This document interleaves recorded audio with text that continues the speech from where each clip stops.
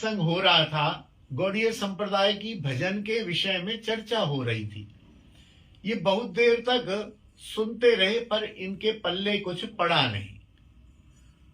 महाप्रभु जी का मंदिर, उसमें एक वृद्ध माताजी थी। ये उनके यहाँ भिक्षा को जाती थी।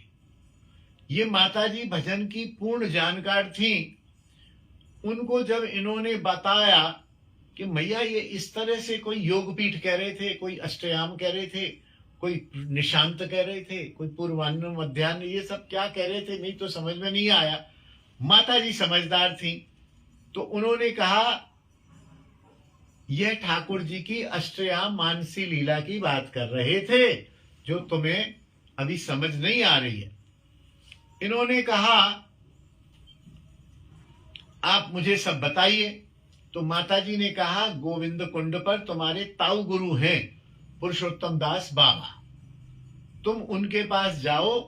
वे सब तुम्हारे गुरु परंपरानुसार गुरु प्रणाली, सिद्ध प्रणाली, साधक प्रणाली सब आपको दे देंगे और मानसी सेवा समझा देंगे। फिर ये गुरु जी से कहकर गोविंद कुंड गए।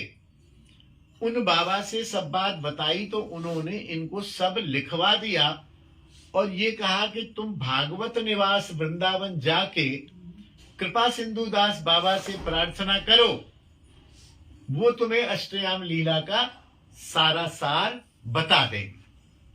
तब ये भागवत निवास गए, कृपा सिंधु दास बाबा से मिले। बाबा ने कहा देखो मेरी स्थिति अभी ठीक नहीं है, मैं कुछ नहीं बता पाऊंगा। मेरे ये शिष्य हैं बाबा विष्णुदास।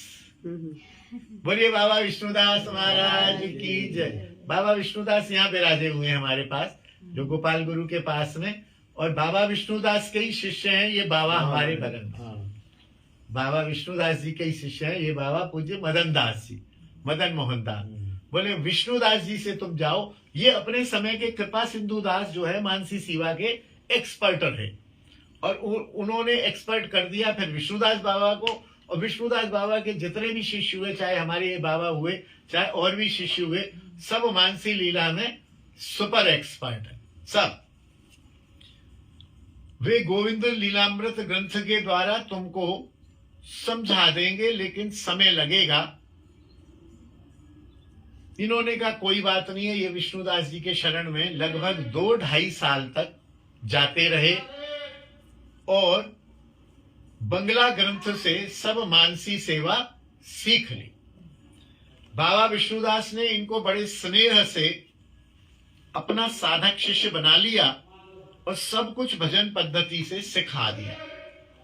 इन्होंने भी उनके पास बार बार जाकर सब अच्छी तरह समझ लिया और कहा कि अभी इसका अभ्यास करो, जब तक शरीर चलता है तो शरीर से सेवा करो।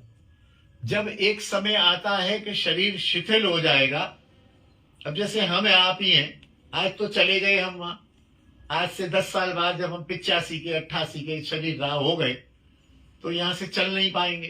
कोई पकड़ गई हमें दैनिक क्रिया कराएगा, तब हम बैठे बैठे क्या करेंगे? उस समय ये मानसी सेवा ही परम उपाय होती है।